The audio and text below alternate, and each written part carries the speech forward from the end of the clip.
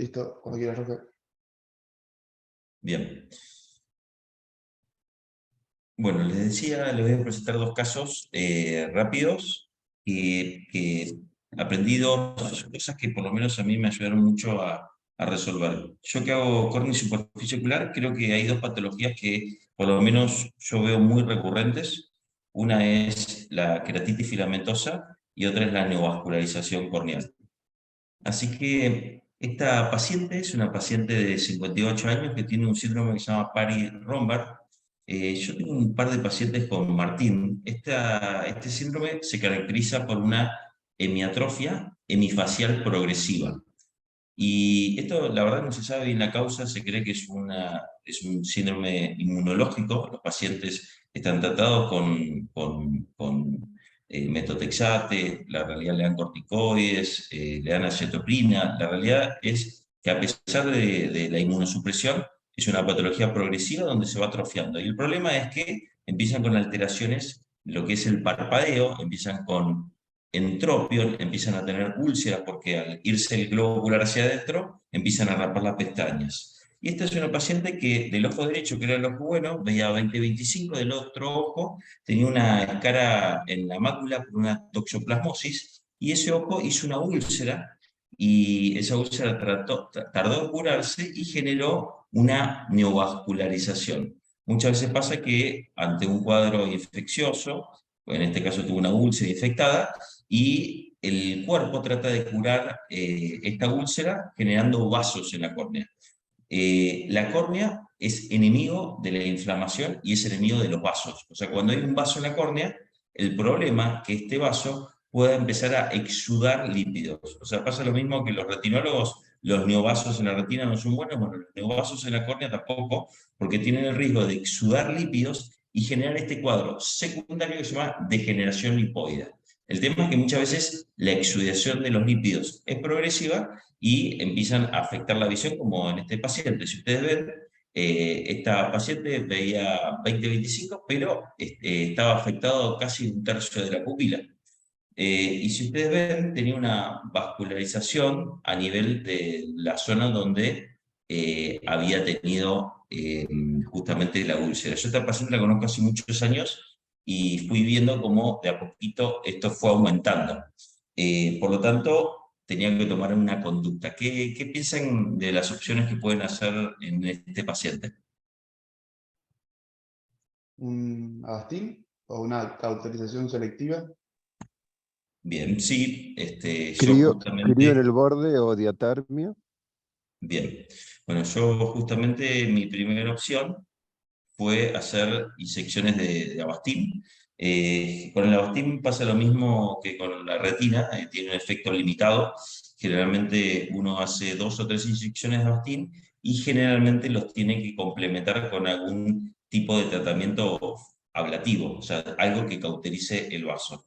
Hay diferentes opciones. Yo lo que le hice fue las inyecciones de Avastin, y después le hice con láser de argón, básicamente para tratar de cauterizar los vasos. La realidad es que un par de meses después no noté que había mejorado, noté que los vasos volvieron, y esto que tenía un tercio ahora ya estaba casi a la mitad, y tenía como una progresión un poquito más hacia la parte superior. O sea, le había hecho 3 inyecciones de Avastin, le hice lo que es el argón. Yo la verdad que no tenía muchas ganas de pensar en hacer un trasplante a esta paciente, ojo único, donde el ojo se va hacia adentro. Imagínense la cantidad de problemas de superficie que tiene por el enoftalmo, las pestañas. Siempre usaba un lente de contacto terapéutico. O sea, el objetivo es tratar de ver cómo puedes hacer para frenar esto. A este punto había 20/30 y 20/40, y lo que yo había hecho en primera instancia había fracasado. Creo que Roge, Cristian, ¿tenía, sí, tenía la vascularización por pestañas, o sea, por entropión? el tema es que no es que tiene entropión, sino que el globo ocular se va tanto hacia adentro que el párpado empieza justamente a quedar como grande. Entonces genera un entropión por el enoftalmos.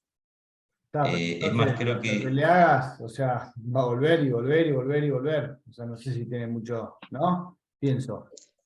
Sí, O sea, si no se va a soluciona el volver. párpado, ¿no vas a volver a tener el mismo problema siempre? Bien, sí, a esta paciente ya le habían hecho inyecciones en el párpado de ácido hialurónico, le habían visto varios oculoplásticos, y creo que le habían hecho como 2 o 3 veces relleno. La realidad, por lo que yo tengo entendido, y capaz que Martín tiene más experiencia que yo, en estos pacientes como que el problema es la atrofia progresiva. Yo debo tener 3 pacientes y todos tienen problema en ese lado de la córnea. Y no he visto que ningún procedimiento, por lo menos de párpado, ha sido eficiente, pero lo que vos decís es lógico, tratar de solucionar lo primero lo que es el párpado. Pero bueno, esta paciente no había tenido mucho éxito con eso. Cristian creo que dijo diaterma selectiva. La diaterma selectiva es una muy buena opción. Y yo lo que le quería mostrar es una forma de hacer esta diatermia selectiva, porque una de las formas que uno pensaría es agarro la diatermia y voy haciendo cauterización selectiva en cada uno de los vasos.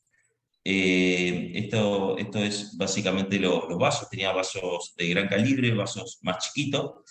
Recordemos que las causas de vascularización puede ser cualquier causa que inflame la córnea, la hipoxia, por eso los usuarios de lente de contacto muchas veces tienen vascularización y una alteración de las células madre. Cuando uno pierde las células madre, se pierde la barrera que frena la conjuntiva para avanzar hacia la córnea.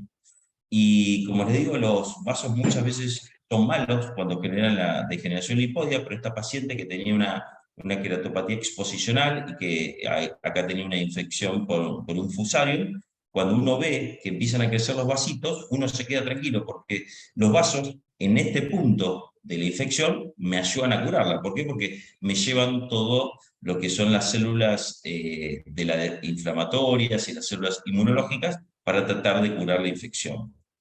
Y es importante diferenciar estos 2 tipos de vasos para mí. Los vasos superficiales, que generalmente son alteraciones que se deben a inflamaciones de la superficie ocular o alteraciones de las células madre, y los vasos estromales, que son vasos más profundos, que generalmente se deben a una úlcera que ha tardado en cicatrizar, entonces generan estos fenómenos de vascularización estromal, o la causa más frecuente de vasos estromales es la cicatriz de un herpes en la córnea. Eso es una de las cosas que ustedes deberían tener en cuenta. Los tratamientos para estos, en la etapa aguda, los corticoides ayudan muchísimo a frenar lo que es la vascularización. Uno puede combinar corticoides con otros inmunomoduladores como es la cicloporina o tacrolimus, y en mi experiencia los antiangiogénicos frenan un poquito el avance, pero tienen un efecto limitado. O sea, deberíamos como hacerle a estos pacientes inyecciones básicamente pautadas cada 2 o 3 meses como para frenar la vascularización. O sea, no he visto ningún efecto consistente con respecto a los antiangiogénicos. Este es un paciente que tuvo una quemadura eléctrica, que le hice 3 inyecciones de Avastin, y lo que vi es que los vasos más distales generaron una regresión, pero no he visto más que eso. Justamente esto lo hice antes de hacerle una cirugía para sacarle estos pseudoterigios que tenía el paciente secundario a la quemadura. Por lo tanto, una de las opciones es los tratamientos oclusivos con láser de argón. Yo, la verdad que el láser de argón lo uso bastante. Creo que sirve para los vasos chiquititos, bien localizados, pero cuando es una vascularización, le diría que más de 2 horas, me parece que nos quedamos cortos porque uno no puede hacer una quemadura, porque el argón generalmente lo que pasa es pasa al iris y uno genera los spots a nivel del iris. Y el cauterio monopolar es para mí la mejor opción en estos casos. Lo que le quiero mostrar es una técnica para poder hacerlo que es bien, pero bien fácil. Una forma es agarrar la agujita y ir cauterizando cada uno de los vasitos. Pasa que muchas veces empieza a generar como un queso gruyère, pero esta técnica que está descrita en el 2014 consiste en pasar una aguja 10-0 paralelo al limbo. La mayoría de los vasos están perpendiculares al limbo, entonces de esta forma uno genera como una barrera, y con la diatermia va aumentando justamente lo que es la potencia hasta que uno ve la contracción del estroma.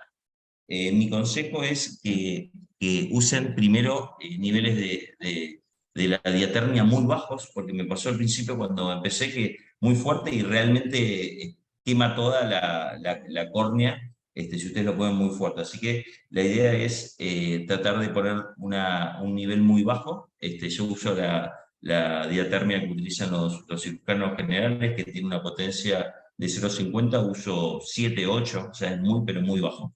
Pero mi sugerencia es esa. El primer paciente le puse y realmente generó todo lo que es la úlcera a nivel donde tenía la cicatriz de lo que es la aguja de 10. Esto es una forma muy buena para poder frenar la vascularización. Yo lo utilizo también cuando le voy a hacer a un paciente un injerto de córnea. La córnea lo bueno es que es avascular, entonces al no tener vasos el riesgo de rechazo es bajo, pero cuando tenemos muchos vasos a nivel de la córnea, se transforma en un injerto de alto riesgo. Entonces, en la misma cirugía, antes de hacer la trepanación, hago esto para tratar de frenar un poco lo que es la vascularización periférica. Por lo tanto, tengan en cuenta para mí esta técnica, que es una forma fácil de poder abarcar mucho con la aguja de nylon 10 sin tener que hacer múltiples spots de cauterización. Creo que algo importante cuando tenemos vasos en la córnea es poder diferenciar si son vasos superficiales, que generalmente son alteraciones de lo que es la superficie ocular, déficit de células madre, y para mí, dentro de los procedimientos ablativos, esta técnica de cauterización intraestromal con esta aguja de 10-0 es como lo más eficiente para tratar de generar poco manejo de energía y ser bien eficiente en lo que es la cauterización. No sé si alguien la ha realizado o tiene experiencia con esto. Roge, yo no lo usé, pero me parece piola, tiene lógica porque si vos querés ir a cauterizar el vaso en el limbo, también le haces bosta a todas las stem cells. Va, bosta, pero bueno, no ayudas Sí, a eso. y además generás poco cambio, poca alteración en la superficie, porque es intraestromal. O sea, creo que una de las cosas importantes es ver si en la lámpara hendidura, si ese vasito está en el estroma anterior o en el estroma profundo, para tratar de, cuando uno da el punto, tratar de pegarle al vaso. Igual uno puede hacer varias líneas de lo que es la diatermia, y realmente no tiene mucho impacto a nivel de lo que es la córnea ni el astigmatismo.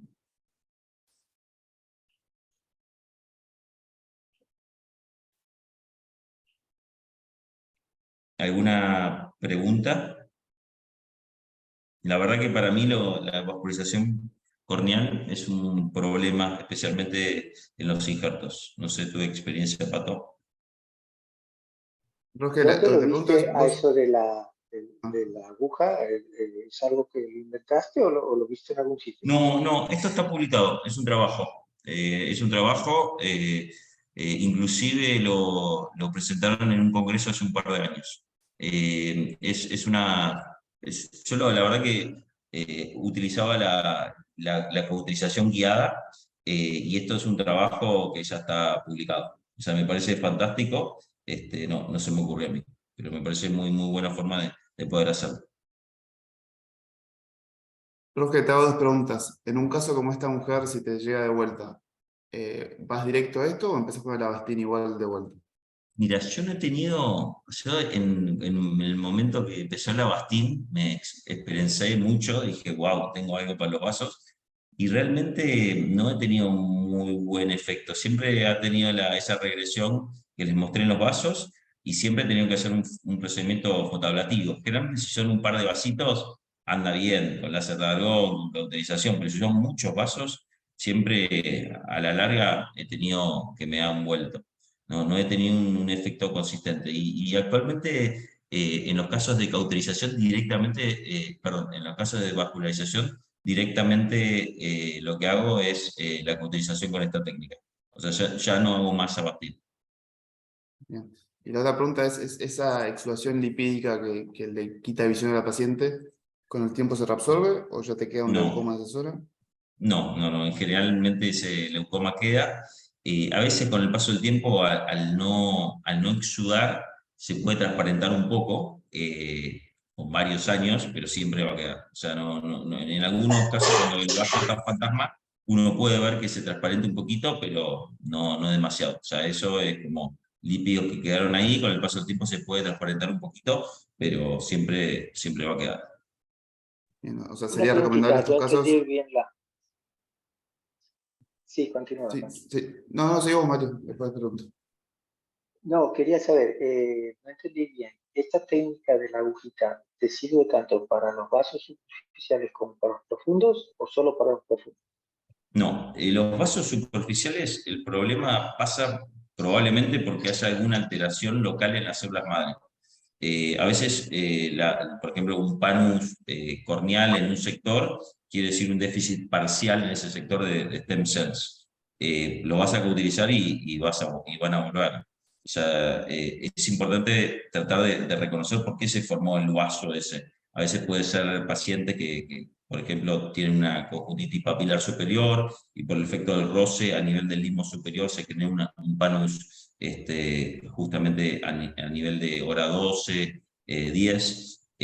Por lo tanto, no sirve para vasos superficiales, sirve para vasos profundos que básicamente quedaron por alguna cuestión inflamatoria y uno quiere tratar de cicatrizarlos. Igual, yo cuando veo un vaso en la córnea, si no exuda lípidos y no genera inflamación, lo observo. O sea, si yo veo que se empieza a tener algún problema, sí, le hago algún tratamiento, pero básicamente no todos los vasos que uno ve en la córnea terminan con degeneración lipódea.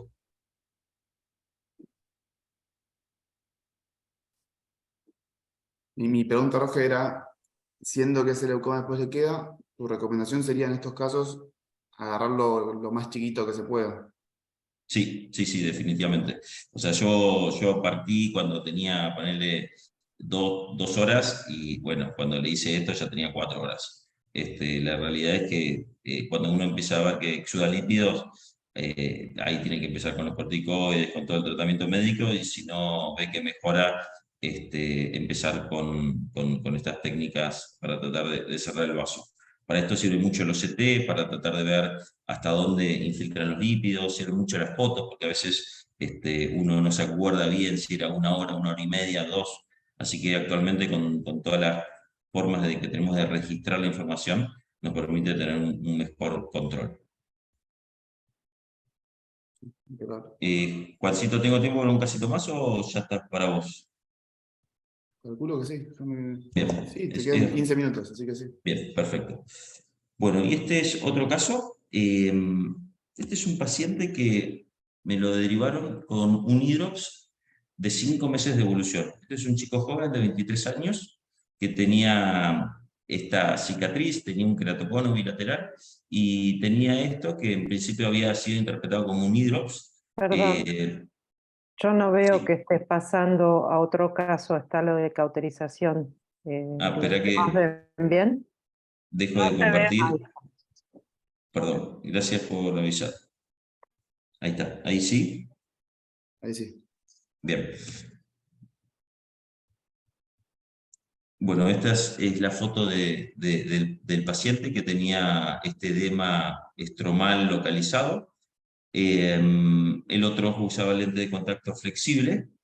Algo que yo siempre les explico a los pacientes cuando tienen un queratocono es que el queratocono es como si fuera una pared que se va adelgazando y desapareciendo en ladrillos. Y en la zona donde justamente pierden los ladrillos es la zona donde se empieza a deformar. En algunos pacientes pasa que se rompe lo que es la membrana del semet y eso genera una hidratación en lo que es el estroma, y esa hidratación del estroma genera este edema. O sea, a mí cuando empezamos a utilizar OCT de segmento anterior, realmente me llamó la atención cómo se ve un hidrops por dentro. Y realmente uno ve que tiene como una cámara anterior dentro de lo que es la córnea. O sea, yo realmente esto no lo dimensionaba desde el punto de vista de lo que uno ve en la lámpara de hendidura, porque tanto edema cuesta tratar de evaluarlos.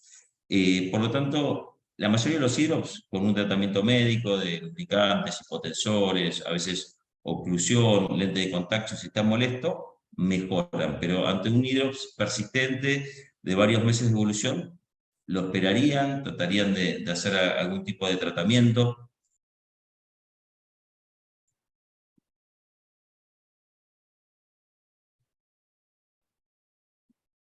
Creo que inicialmente le haría tratamiento como vos tópico y después esperarlo a que se genere la cicatriz para en un futuro hacerle un trasplante. Bien, sí.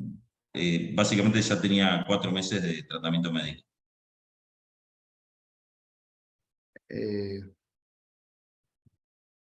No sé, se me ocurre drenarlo de alguna forma. Bien, bueno, hay varias opciones básicamente para tratar a los queratoconos cuando son un poco refractarios al tratamiento médico. Uno es hacer suturas intrastromales, que son suturas compresivas, son suturas que uno entra en el epitelio, entra en cámara anterior, sale por el lado opuesto y hace una sutura de tensión, y la otra es meter algún tipo de aire o C2, CP6 en cámara anterior. Yo lo que hice a este paciente fue una técnica combinada, le hice una sutura intrastromal. Esto es algo bastante fácil de hacer. Eso es un nylon 10-0. Y lo que uno tiene que tratar de hacer es que la sutura sea penetrante, o sea que básicamente uno vaya más allá de lo que es la membrana de cement.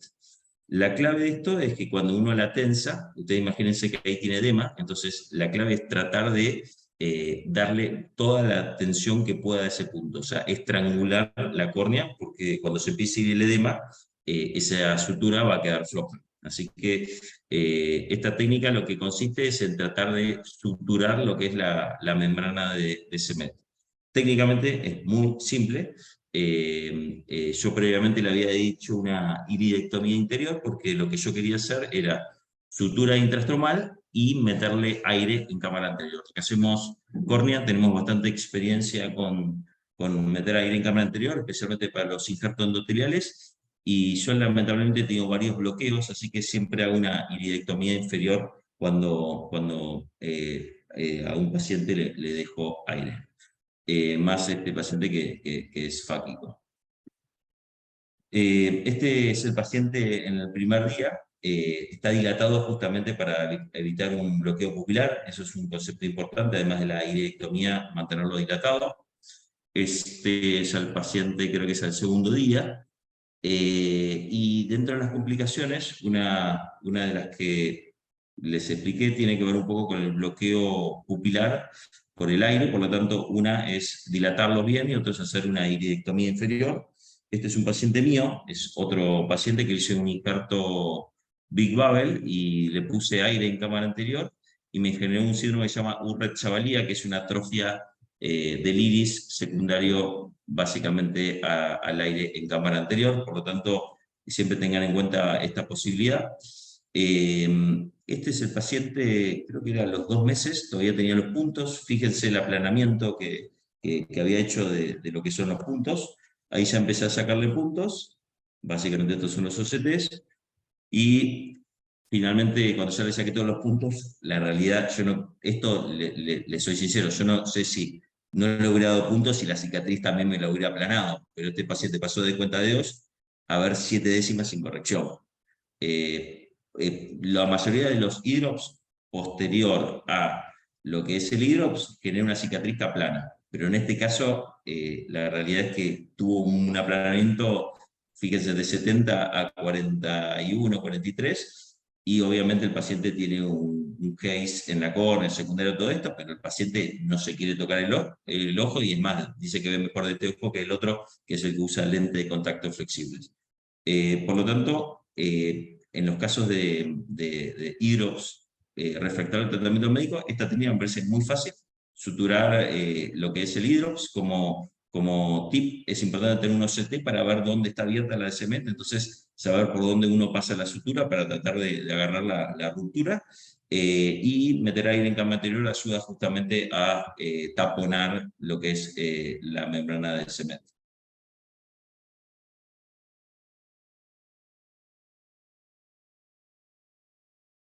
Impresionante el caso, Rojo. Sí, re lindo caso. Te hago una pregunta, Rojo. Una preguntita, ¿tienes en cuenta algún sentido en colocar la sutura? ¿O la haces radial o lo haces...? Básicamente lo que, por lo menos de los trabajos y mi experiencia, que es un solo caso, porque no he tenido, la mayoría de los hidrops con tratamiento médico a los 2 o 3 meses responden. Lo único que tengo en cuenta es dónde está rota la DSMED, para tratar de empezar la sutura antes y tratar de salir después. O sea, el único parámetro que tomo es dónde está rota la DSMED. O sea, y eso con OCT en general se puede ver bien. ¿Se ve bien, dices? Por OCT uno puede ver dónde está rota, sí. Justo acá no tengo la imagen, pero en general con los OCT que tenemos actualmente podemos verla. Roge, igual tuviste más de uno que no se haya curado. Yo nunca no se me No, curó un hidrops. bien, este es el único y es el único caso que tengo.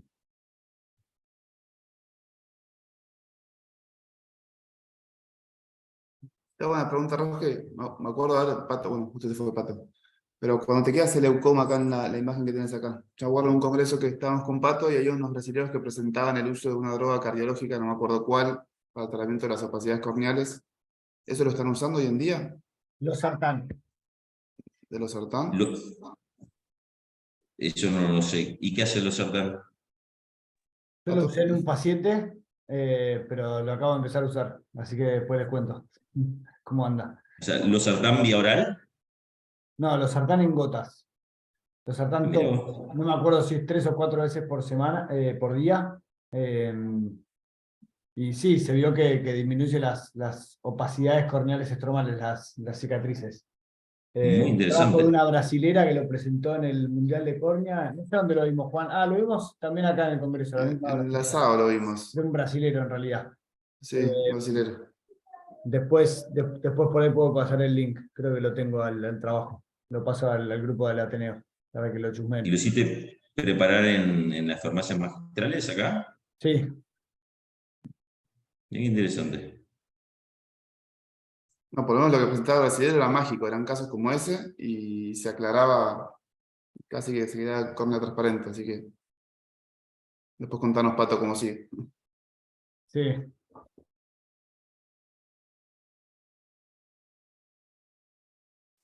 Bien, bueno, Te Juancito. comparto.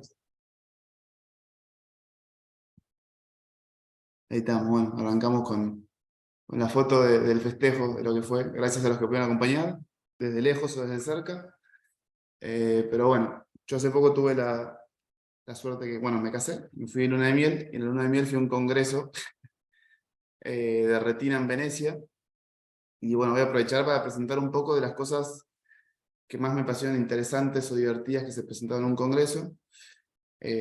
Por mi parte, la primera vez que vi un congreso en Europa, y lo sorprendente es, me pareció muy bueno las cosas que presentaron, que vos decís, qué hijo de su madre, cómo está haciendo eso, y que la presentaban un trabajo con 60 pacientes que le habían hecho eso, que capaz estás o no de acuerdo, y los debates que se generaban. Entonces, nada, voy a tratar de traer un pequeño resumen de las cosas que me parecieron más relevantes, y tratar de explayarme sobre algunas.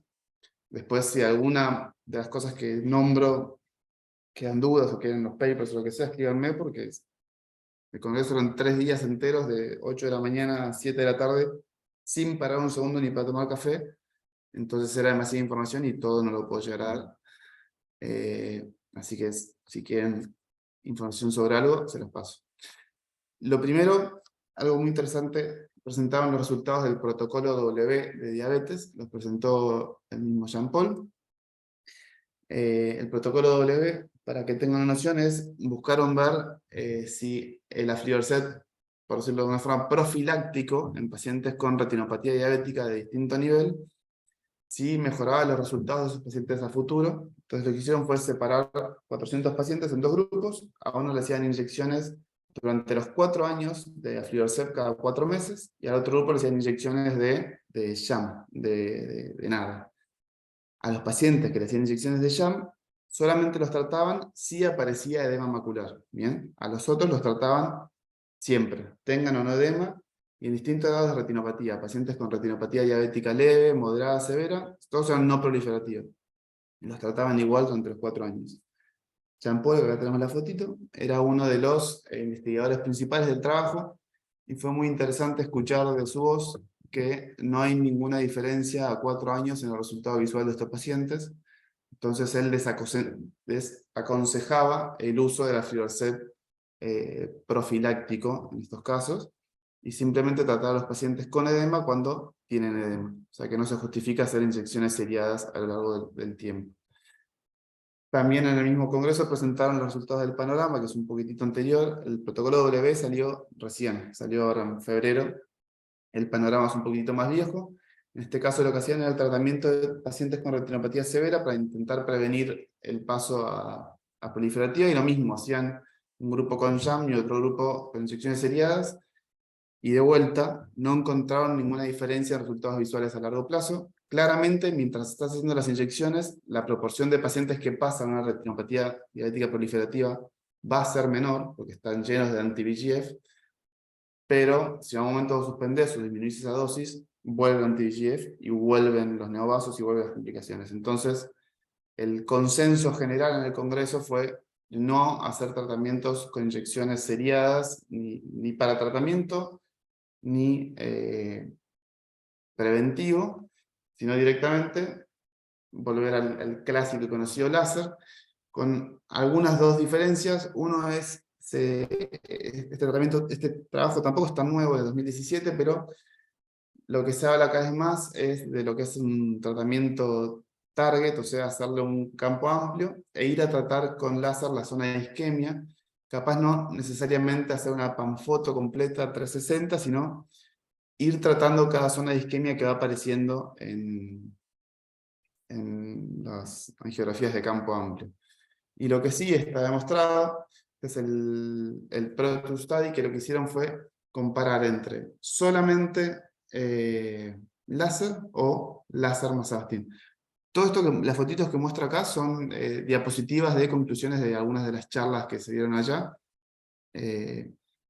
Bueno, está justamente lo que presentaban era esto, el Pro2 Study. Entonces veían eso, qué diferencia y qué pronóstico tenían los pacientes que le hacían solamente láser o que le hacían láser más inyecciones. El grupo de láser más inyecciones lo que hacían eran 3 inyecciones, una por mes por 3 meses, como se hace clásicamente, y entre medio le iban haciendo láser. Al otro grupo le hacían simplemente láser sin inyecciones. Y lo que vieron es que la velocidad de regresión de los neovasos en el grupo que le hacían combinado era mucho más rápida, y la incidencia a futuro de una edema macular era mucho menor que en los pacientes que se les hacía solamente láser. Esto tampoco está nuevo, de 2018, pero entonces la recomendación, el consenso que se alcanzó acá después de tanto debate, era hacer simplemente inyecciones cuando aparece el edema, y si tenemos una retinopatía severa, que tenemos riesgo de que nos pase una proliferativa, o una proliferativa, empezar con inyecciones más láser, las dos cosas combinadas. ¿Bien? Arturo estaba saltando en una pata, porque con esto van a todas sus discusiones que tiene constantemente con... Me olvidé con quién, pero va a estar muy contento. Con todo el mundo, probablemente. Con Pato. todo el mundo, sí. Con Pato Rayev, ahí está. No, Pato Rayev no, No, con Schlotman. Schlotman, eso, Schlotman. Después Arturo respecto siempre a lo tiene que la es... razón. Exactamente. Y la tuvo en este caso. Respecto a lo que es OCT, lo que más... O sea, de OCTA no escuché muchas cosas nuevas, sí escuché muchas cosas interesantes, pero que ya se vienen escuchando hace mucho tiempo. Lo que más hablaban o más presentaron es automatización, inteligencia artificial y descripción de biomarcadores que nos ayuden justamente a darle herramientas a esa inteligencia artificial para que siga aprendiendo y que nos ayude a hacer diagnóstico, pronóstico y toma de decisiones. Y ya hay un par de plataformas desarrolladas para esto justamente. Entonces, por ejemplo, acá hay un trabajo de Freiberg en el cual él buscaba qué criterios podemos agarrar en un OCT para generar algoritmos diagnósticos. Entonces él revisó cientos y cientos de OCTs y tomó 3 criterios que son medio agarrados de los pelos, la verdad, porque cuando los ves decís, ¿por qué agarraste esto? Pero bueno, él decía que estos 3 son los que más lo ayudaron a generar su algoritmo. Entonces el primer criterio que tomaba era la dirección de, o sea, vectores que marcaban la dirección del edema intrarretinal. Entonces él decía si el edema era horizontal o si era perpendicular a la retina. Con eso tomaba un dato que sumaba en su algoritmo. Lo segundo era la aparición o no de puntos hiperreflectivos, que como saben son más prevalentes en el edema por diabetes, mucho menos en el edema por trombosis, y casi inexistentes en los edemas postquirúrgicos. Eso lo tomaba como segundo dato. Y el tercero era la reflectividad del contenido de esos líquidos. Todo esto lo cargaba en un algoritmo, y con eso alcanzó el diagnóstico, o sea, ese algoritmo alcanzó el diagnóstico en más de un 89% de los casos. ¿Bien? Él mismo decía, la verdad que nos sorprendió el resultado, y no lo presenta como algo para que lo usemos en la práctica, pero sí como algo a desarrollar y seguir estudiando, ¿no? O sea, esta posibilidad de simplemente con imágenes y con algoritmos generados, poder alcanzar diagnósticos más automáticamente. ¿Bien? Mismo Freiberg después presentó para seguimiento de maculopatía, que están desarrollando y ya están usando en la práctica OCTs para la casa del paciente. Entonces tienen OCTs diarios que el paciente se hace, el OCT es del médico, y el médico se lo da al paciente como un leasing en el tratamiento. Se hacen OCTs diarios que automáticamente mandan un resultado al médico. Entonces con eso mostraban unas curvas de cambio de edema macular día a día que eran increíbles, que, bueno, difícil poner a la práctica por ahora acá, pero muy interesante. Este otro trabajo en el mismo concepto de Ursula Schmidt, que lo que vieron ellos es justamente encontrar una relación entre lo que es el líquido del espesor de la retina, quiero decir, y ver, no es solamente el espesor de la retina lo que nos genera un cambio en la agudeza visual. Nosotros en el OCT que tenemos acá, y la mayoría de los OCTs, nos hacen un mapa de cómo fue cambiando el espesor a lo largo de las distintas inyecciones o los distintos tratamientos. Entonces ellos acá lo llevaron un paso más, y lo que vieron es que, dependiendo a qué nivel está el líquido, si es intrarretinal, subretinal o subepitelopigmentario, también está fuertemente asociado con qué pronóstico visual va a tener el paciente. ¿Bien? Y lo que vieron es que el líquido intrarretinal, así como el líquido subepitelopigmentario, afectan más si esos pacientes tienen mucha peor agudeza visual que si simplemente es líquido subretinal. Es más, recomiendan, si el líquido subretinal es leve, a veces no hace falta tratarlo o se puede controlar en el tiempo. Entonces, ellos con esta información, de vuelta, buscan generar algoritmos para poder hacer un monitoreo del líquido con inteligencia artificial. Y hay una base que ya está en práctica, que es esta, que es de Heidelberg, que justamente lo que hace es eso. Vos cargas los OCTs del Heidelberg, y el Heidelberg automáticamente te hace una distinción de dónde está el líquido, y te va haciendo un mapa de progresión con los estudios anteriores, que la teoría es que en algún momento directamente esta inteligencia artificial puede tomar decisión de acá inyectar, acá no, acá controlar o ver el seguimiento. Me postulé porque esto ya está, se puede usar, no está aprobado por la FDA, entonces se puede usar como una etapa previa. Me postulé igual, aunque no tuviéramos el Heidelberg, para ver si se podía hacer algo, y me dijeron que en Argentina no está todavía. Pero nada, me parece esto súper interesante, y cada vez se habla más, y cada vez aparecen más plataformas hacia esto, no tanto el diagnóstico, pero sí el seguimiento, que pueden estar realmente muy buenas. Y esto se habla un montón. Asimismo, como para la cantidad de líquido, lo de los biomarcadores que les decía también es algo que está en auge hace un montón de tiempo, que es justamente esto, buscar biomarcadores en el OCT que nos den el pronóstico de esa patología.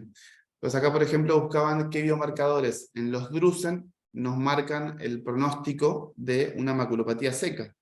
Y lo que vieron es que el factor más importante de un drusen a la hora de determinar la progresión de una maculopatía seca es la altura del drusen. ¿Bien? No la base, no tanto la cantidad, sino la altura de los drusen. Porque ¿qué es lo que vieron? Es que cuanto más altos son los drusen, más se dispersa el epitelio pigmentario en la superficie del drusen, aumenta el riesgo de que haya fluido no neovascular, aumenta la isquemia en la zona del ápex del drusen, y suele ser donde después se puede generar atrofia o membrana neovascular tipo 3. Entonces, de vuelta, son biomarcadores que nos ayudan a saber un poquito el pronóstico de estos casos, que con inteligencia artificial pueden ser muy buenos. De vuelta, biomarcadores, en este caso en pacientes con membrana epiretinal. Acá lo que habían era cómo iban los cambios de la retina externa e interna con membrana epiretinal en el tiempo. Entonces hicieron una clasificación nueva que los clasifica en 4 estadios, donde el estadio 1, fíjense que no tiene rectificación, estadio 2 tiene rectificación, el estadio 3 lo que tiene es que las capas internas de la retina invaden la fovea.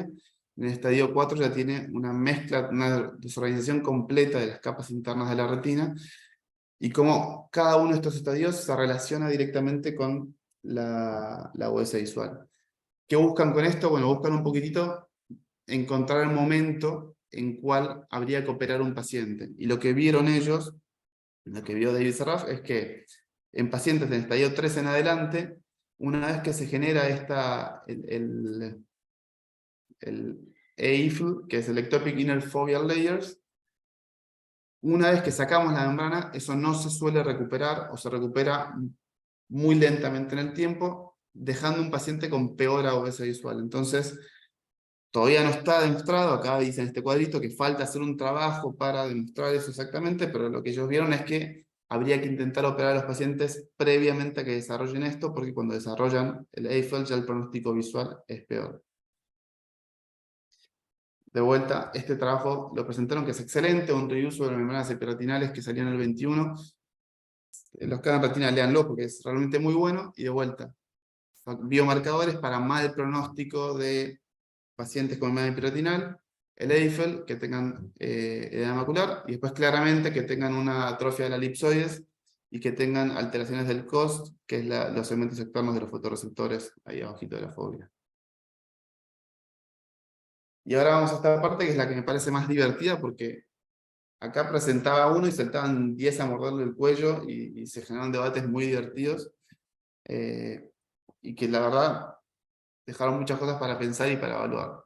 El primero es este, que no me pareció mucho para evaluar, pero que se presenta. Yo ya lo escuché acá en Argentina el año pasado, que el que lo presentaba en Argentina citaba justamente a Stanga. Stanga es un argentino que está en Londres, y es la cirugía de la vitrectomía para los flotadores vítreos. Entonces, lo primero que hicieron ellos fue buscar la forma de cuantificar y mostrar exactamente los flotadores vítreos, que hay muchas veces que el paciente refiere que tiene flotadores vítreos, y uno a veces en el fondo ojo con la lámpara no los alcanza a ver perfectamente.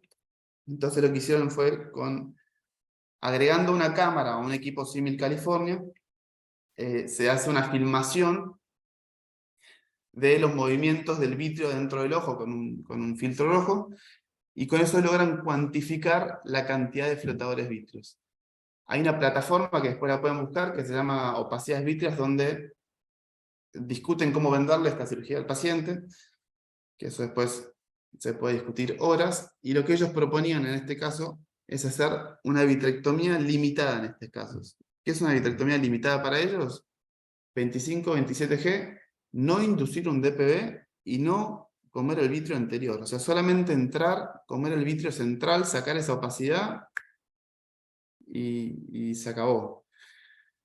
¿Por qué no inducir un DPB? Porque dicen que el riesgo de generar desgarros durante la cirugía, si uno induce el DPB como cirujano, es de un 50%. Entonces desaconsejan inducir un DPB. ¿Y por qué no sacar el vítreo anterior? Porque esta cirugía la proponían en pacientes jóvenes, pacientes entre 40 y 55 años, y al sacar el vítreo anterior aumentamos el riesgo de que se generen cataratas a futuro por la vitrectomía. Sí, perdón mi ignorancia, pero ¿los flotadores no se dan en general cuando hay DPB? A ver, tenés los dos grupos, tenés cuando sean flotadores con DPB o sin DPB. Pero Entonces, ¿qué es lo más común? lo más común suele ser con DPB. Bien, pero tenés los dos grupos. A ver, yo no estoy de acuerdo con esta cirugía, yo no haría esto, porque le está sacando un flotador vítreo a un paciente que cuando te haga el DPB, lo va a o sea, puede volver a tenerlo. Pero bueno, me parecía algo que lo presentaron y varios lo discutieron. Y acá en Argentina he escuchado lo mismo, y es algo que cada vez vamos a escuchar más de pacientes que le han hecho esto. No sé, me parece algo a charlar y ver. Yo, de vuelta, yo no lo haría, yo no estaría de acuerdo con esta cirugía. Me parece que el riesgo que tiene esta cirugía es bastante más alto de la ganancia, salvo que el paciente esté, no sé, no los aguante más y no pueda vivir, pero trataría de convencerlo de no hacerla la cirugía más que de hacerlo. Respecto a la cirugía del desprendimiento de retina, Juan, esto fue lo que... ¿te puedo hacer Sí, perdón, una pregunta con la anterior. Decían tasa de DPB posterior a una vitrectomía central. no la he nombrado, no la he nombrado. Ok. Porque No, ahí pero eso- justamente ese es el no- factor que yo digo. Para mí va a ser un DPB después de la cirugía Claro. y va a tener el anillo de Weiss ahí dando vueltas que le va a molestar. Eso no lo he nombrado.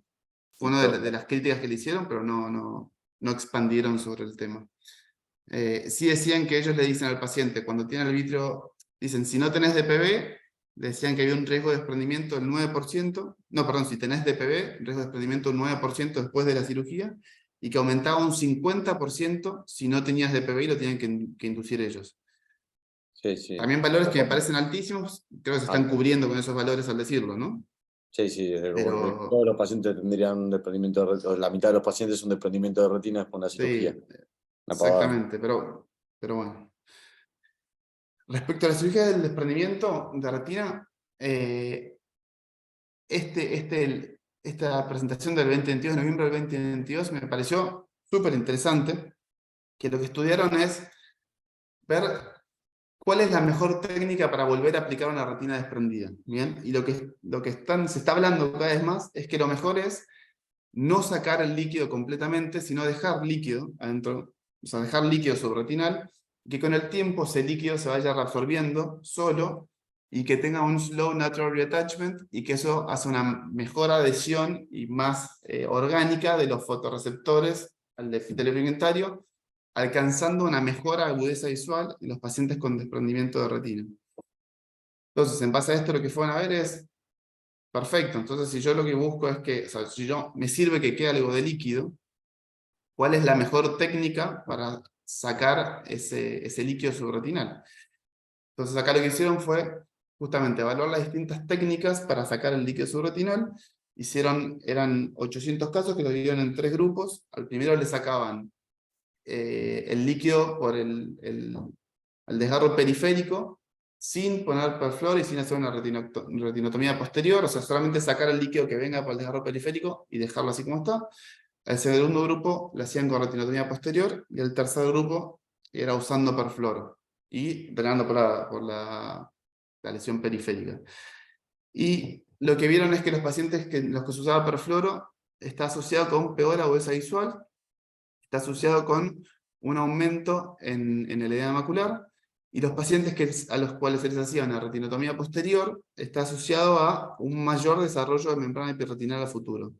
Entonces lo que ellos recomiendan es hacer un drenaje del líquido subretinal por la ruptura, el desgarro original del paciente, y punto. Poner gas y dejar con el líquido que tiene ese ojo adentro, o sea, sacar la mayor cantidad que se pueda por el desgarro periférico para que el desgarro se aplique en su lugar, y con el gas y el láser eso se cierre, o sea, sacamos la tracción, pero no sacar todo el líquido, que el líquido lo termine de sacar el epitelio pigmentario por su propia cuenta. La tasa de redesprendimientos era exactamente igual en los 3 grupos. Bien, no era mayor en este grupo que el resto, era exactamente igual en los 3. Me pareció algo bastante interesante. Comúnmente, o muchas veces uno cuando saca el líquido subretinal en una vitrectomía, muchas veces queda líquido. Pero bueno, plantearse a ver si se justifica o no dejar un poco más de líquido, si se justifica o no dejar de usar perfluoro en un DR normal, ¿no? Regmatógeno primario con un desgarro superior, por ejemplo. Nada, de vuelta, algo que me generó ganas de estudiarlo, leerlo y planteármelo un poquitito. Las conclusiones justamente que llegaban era eso. La vitrectomía sin perfluoros se debería considerar la primera opción para desprendimientos de retina no complicados. No estamos hablando de una PBR en la cual tengas que pegar membranas, ahí es otra cosa. Es un DR no complicado. Y en base a eso, acá subió uno a presentar esto que me pareció un poquito más radical, que lo que hace es una vitrectomía en seco para desprendimiento de retina. Una vitrectomía que dice que tarda 7 minutos. Entonces él lo que dice que hace es que pone 2 trócares, una luz, un vitrectomo, entra, libera las tracciones a nivel del desgarro, hace crío, sale, pone gas. Fin, se acabó la cirugía. No hace un DPB, no hace limpieza de la base del vitrio, no hace nada más. Entonces él presentaba esta técnica como... Dos quiere No decir pone que irrigación, tiene no. Es vitrectomía en seco, le dice. O sea, pone dos trocales, iluminación, vitrectomo, libera las tracciones, indenta con el crío y hace crío en el desgarro, hace una inyección de una burbuja de gas, fin. Mostraba el video de la cirugía, eran 7 minutos reales. Y tenía tasa de agujeros por el Tenía- gas. Es un poco como la neumopexia neumática. O sea, Sí, con el agregado de que le libera la tracción, con la vitrectomía, y punto. A ver, él presentaba esta técnica, este trabajo tiene 12 casos, no es que tiene 200. Entonces, nada, lo presentaba como algo para intentar de que la gente lo empiece a hacer y que se junten más casos y ver la tasa. Él en sus 12 casos decía que había tenido, el 100% se habían aplicado, en 3 casos había tenido que reoperarlos. O sea que eran no fue el todos, 100%. decía si eran todos superiores o habían inferiores. Habían inferiores y él mostraba en qué posición ponía el paciente después de la cirugía en cada caso. Si el paciente si era un desgarro superior, lo ponía derecho; si era un desgarro inferior, lo ponía en la posición, él llamaba del el rezo árabe, o sea, arrodillado Plegaria en el piso con las maometana. manos, ese mismo, plegaria maometana, con la frente tocando el piso. Divino para los Eh, pacientes grandes, sobre todo. sí, sí, sí, sí. Sí, muy cómodo, Bueno, muy cómodo. El paciente es muy contento. exactamente. Bueno, este me Está, pareció está divertido muy apurado presentarlo porque ese tipo, no tiene tiempo para hacerla 20 minutos más, hacerlo completo y lindo. Parece que no, parece que tienen demasiados desprendimientos primarios allá en Roma. Bueno, esto me acuerdo, no me acuerdo si lo había, creo que Pablo Larrea lo había presentado, si no me equivoco, que están haciendo un trabajo acá. Pero bueno, de esto se habló un montón también, del uso de metotrexato para prevenir las PBRs. Entonces, se habló un montón, pero solamente se presentó en el caso de pacientes con retinectomías amplias, en el cual lo que vieron fue que el uso de metotrexato intraquirúrgico y después intravítero en la semana 1, 3, 6 y 10 disminuía la generación de fibrosis en los bordes de las retinectomías amplias. No presentaron más que esto, pero todo el mundo hablaba de la necesidad y la ayuda de hacer más trabajos para demostrar la eficiencia y la ayuda del metotrexato a la hora de prevenir PBR. No me acuerdo, ¿eran ustedes, Pablo, que estaban haciendo un trabajo? No, nuestro no. Nosotros lo hicimos No, con Valle. No, Yo esto lo No vi puedo. cuando estaba ahí en UCLA, en Schulstein, lo estaban haciendo. Por ahí Sí. el eso, Juan, que alguna vez lo comenté. Pero bueno, por Ah, ahora puede la ser. verdad que preliminarmente no tenían muchos o muy buenos resultados. Pero hacían inyecciones semanales y iban como 40 inyecciones, era una locura así. Y Mira, no había mucho, no había nada concluyente aún. ok, perfecto. Bueno, de vuelta, algo que me pareció interesante a leer y evaluar, a ver si tiene algún sentido o no. Después de agujero macular. Esto fue lo que más habló en todo el congreso, que la verdad me voló un poco la cabeza porque cambiaron los paradigmas clásicos de todo lo que venimos haciendo hace mucho tiempo, los tiraban un poquito a la basura y decían arranquemos de vuelta. Y entonces tenemos esta charla de Donald D'Amico, en la cual lo que decía es, bueno, estudiemos a ver si efectivamente hace falta hacerle peeling a todos los pacientes o no. Entonces lo que vieron fue, esto es primero un estudio retrospectivo, después voy a mostrar un estudio prospectivo que hicieron, y lo que vieron es, de todos los agujeros maculares que operaron, un cierre, un overall closure de 90.5, en agujeros mayores a 400 micras, que son los que consideramos grandes acá.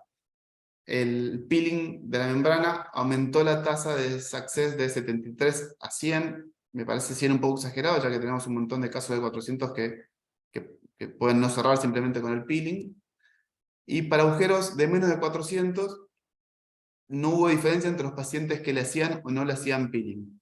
Los dos grupos tenían un cierre del 100%. De vuelta, a mí siempre que dicen el 100% me genera un poco de duda, pero decían esto, que no había diferencia en los dos grupos.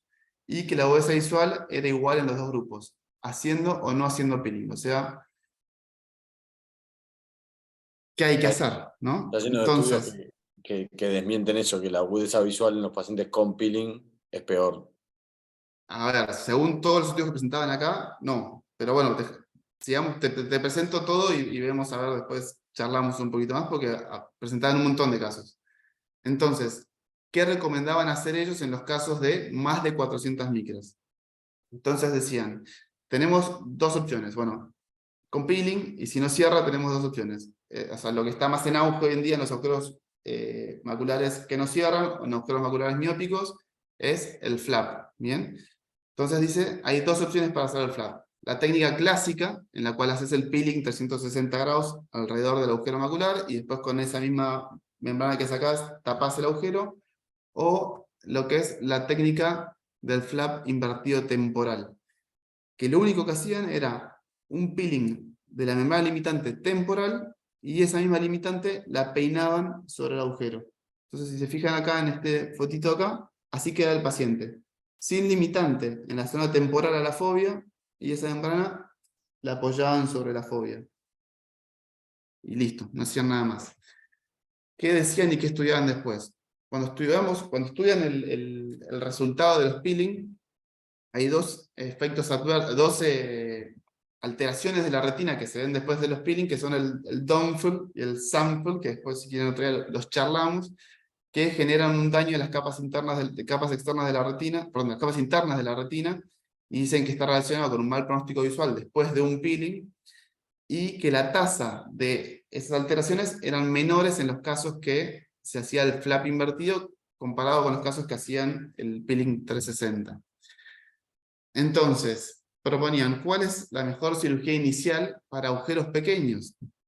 Entonces comparaban. Acá lo abrían en discusión, o sea, no ponían máximo, no decían hay que hacer esto, era discutamos y matémonos a ver qué hacemos. Entonces, el peeling es un poco más fácil. Algunos estudios sugieren que tiene una mejor recuperación de la sensibilidad macular, pero hay un mayor downfall, que es lo que yo les decía, que es la disrupción de la retina interna después de la cirugía, y directamente hacer el flap invertido, o sea, sin hacer el peeling 360, se ve que tiene una mejor recuperación de las capas externas de la retina, menor disrupción de las capas internas de la retina, y varios estudios, algunos estudios, no varios, sugieren una mejor agudeza visual comparado con el peeling. Y lo que hablaban como parte positiva es que nos preserva el peeling, o sea, nos preserva esa membrana limitante, porque no estamos sacando completamente, en caso que no se cierre el agujero y haya que reoperarlo. Y acá hicieron este estudio justamente que comparaban eso, el peeling clásico como lo conocemos, que acá ven como la membranita la sacan de los dos lados y la ponen después para tapar el agujero, comparado con el flap invertido, y veían eso, un mejor resultado en los pacientes que le hacían el flap invertido, comparado con los pacientes con la técnica clásica de la tapita. Después, siguiendo un poco más sobre esto, presentaron este estudio, que es el Refractory Macular Hole, que es un estudio de 21 cirujanos en 116 lugares de toda Europa, y que buscaban unificar criterios de qué hacer en pacientes con agujeros que acá cambiaban la clasificación, y le decían grandes a mayores de 680 micras, y pequeños a menores de 680 micras. Entonces a estos pequeños decían hacer con la tapita delimitante. A los grandes suelen ser pacientes ya operados, en los cuales la limitante no suele ser suficiente, entonces recomendaban hacer con una tapita de membrana amniótica, y en casos huge, con desprendimiento de retina asociado o con PBR, en estos casos le ponían una tapita de retina para tapar el agujero. En estos casos de los agujeros más grandes, no conseguían una mejor agudeza visual ni recuperación, si conseguían un cierre del agujero solamente. Acá sí conseguían mejoría en la agudeza visual usando la tapita de membrana amniótica. Bueno, esto del agujero macular, la verdad que yo por lo menos hasta ahora venía escuchando siempre lo que decía Jimmy, es mucho mejor sacar la limitante que no sacarla, y que sacar la limitante y que sea algo que no se discuta, y esta es la primera vez que escucho que se discute y que presentan varios defendiendo no sacar la limitante completamente en agujeros pequeños. No, Parece algo a estudiar. Ahí también cuando estuve bueno, allá discutían todo el tiempo esto, y la gran mayoría de los cirujanos decía que los resultados quirúrgicos eran, o sea, personales de cada uno, tipo de Hafschman o Schwartz, todos decían que cerraba, ellos en algún momento dejaron de pelar y no tenían la misma tasa de éxito, terminaban pelando en una segunda cirugía. Lo que empezaron a hacer era hacer un pelaje menos extenso, si es que no podían hacer un flap. Pero después casi todos eligen el flap. Che, y Juan, te Pero quería el preguntar... perdón, ¿el flap completo o el flap temporal? Sacando solo Flap. temporal. Flap temporal. Flap temporal, o sea, no hacían un peeling 360, hacían un peeling de No, la zona temporal y lo no era en peinaban. roseta, viste que está la otra técnica de tirar como si fueran pétalos, Sí. no. O sea, todos trataban de hacer flap temporal. Ese estudio que mostraste era el estudio que tenía como 300 ojos, ¿puede ser? Sí, sí, sí, sí. Sí, me acuerdo de ese, lo presenté, pero bueno, sí. Y después te quería apuntar del agujero, ahí Hashman también tenía 2 pacientes que les había hecho un parche retinal. Explicaban la técnica, eran ojos que le dejaban el ojo lleno con Con perfluoro. aceite. Ah, No, con aceite. ellos le ponían aceite nomás. Estos Ellos, en hacían los casos que perfluoro. mostraron, en los casos que mostraban eran casos con DRs y PBR, entonces le están haciendo una retinectomía periférica y ya que hacían la retinectomía, cortaban un pedazo más de retina y lo ponían en el agujero macular. Ah, En ningún caso con la retina aplicada que le hayan desprendido para poner el agujero, o por lo menos no los presentaron. no, acá sí yo vi 2, que era creo que los 2 que tenía que había hecho, los dejaba creo que una semana con el perfluoro, después a la semana entraba, les dejaba aceite Mm. y no, andaban bien anatómicamente hablando, visualmente. No, bueno, lo mismo en estos casos. Sí, Y después, para cerrar, creo que estamos de hora. ¿Tenemos un ratito más? ya estamos, técnicamente. ¿Ya estamos? Ah, ya estamos. Bueno, quedará esto para otro día entonces. Otro Bueno, día charlamos de esto que también me pareció súper interesante la charla de Parolini, que ya hace mucho lo viene hablando, pero algo también bueno para debatir. de los backlinks. Así que, de los backlinks para agujeros maculares. Así que nada, muchas gracias por estar escuchando y por haber venido a romperla a los que vinieron en el casamiento. Muy bien. Muy bueno, Juan. Gracias, Juan. Muchas gracias a los dos. Hasta luego.